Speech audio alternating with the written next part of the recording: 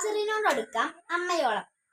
പ്രിയ DCL കൂട്ടുകാരെ, മനസ്സ് നിറയെ മറ്റുള്ളവർക്കായി പകർന്നു നൽകാൻ സ്നേഹം മാത്രം നിറച്ച് യാത്ര തുടങ്ങിയതായിരുന്നു സിസ്റ്റർ ഹെയ്സ്ലെറ്റ് SG എന്ന അധ്യാപികയായി വിരമിച്ച സന്യാസിനി.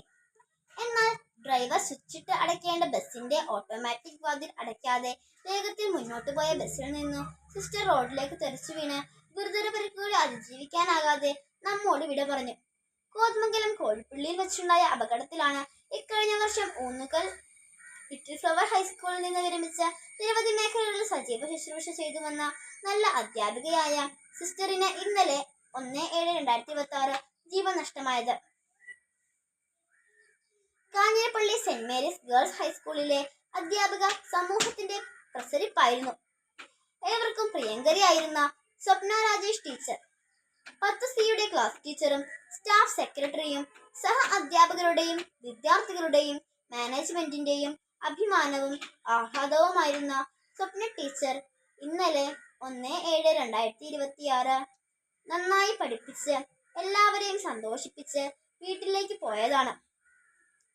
പതിവ് പോലെ ഇന്ന് രാവിലെ സ്കൂളിലെത്താമെന്ന പ്രതീക്ഷയിലാണ് പ്രിയ ടീച്ചർ പോയത്. എന്നാൽ വീട്ടിൽ വെച്ച് പെട്ടെന്ന് ഹൃദയാഘാതം ഉണ്ടാവുകയും ജീവൻ നഷ്ടമാവുകയുമാണ് ഉണ്ടായത്. പ്രിയ കൂട്ടുകാരെ, 2 ഗുരുശ്രേഷ്ഠർ അപ്രതീക്ഷമായി വിദ്യാർത്ഥി ലോകത്തോട് യാത്ര പറഞ്ഞു. ഹെയ്സ്ലെറ്റ് സിസ്റ്ററിന്റെയും സ്വപ്ന ടീച്ചറിന്റെയും വിദ്യാർത്ഥികൾ മൃതദേഹ പേടകങ്ങൾക്കരികിലൂടെ വിങ്ങിക്കരഞ്ഞ് നീങ്ങുന്നത് കണ്ടു. വിദ്യാഭ്യാസ കാലത്തിന്റെ ഏറ്റവും വലിയ സൗഭാഗ്യം എന്താണ്? ഫുൾ A+ വാങ്ങുന്നതോ കലാതിലകമോ പ്രതിഭയോ ആകുന്നതോ ആണോ? സമ്മാനങ്ങൾ ഒന്നും കിട്ടുന്നില്ലെങ്കിലും താൻ ബഹുമാനിക്കുന്ന അധ്യാപകരുടെ പ്രീതിയും വാത്സല്യവും തന്നോടൊപ്പമുണ്ട് എന്ന ഓരോ വിദ്യാർത്ഥിയുടെയും ആത്മവിശ്വാസവും ഉള്ളിലെ അഭിമാനവുമല്ലേ ഏറ്റവും വലിയ സൗഭാഗ്യം? തീർച്ചയായും അതെ. അതിന് ആത്മാർത്ഥതയും സത്യസന്ധതയും ഉണ്ടായാൽ മതി. അധ്യാപകരോട് എത്രമാത്രം അടുപ്പമാകാം? അമ്മയോളം അച്ഛനോളം എന്നേ ഉത്തരമുള്ളൂ. നമ്മുടെ ഭാരതീയ ദർശനത്തിൽ മാതാവും പിതാവും ഗുരുവും ദൈവതുല്യരാണ്. ഗുരുദേവോ ഭവ എന്നു തന്നെയാണ് നമ്മുടെ പ്രമാണം. ദൈവതുല്യരാണ് ഗുരുസ്ഥാനം.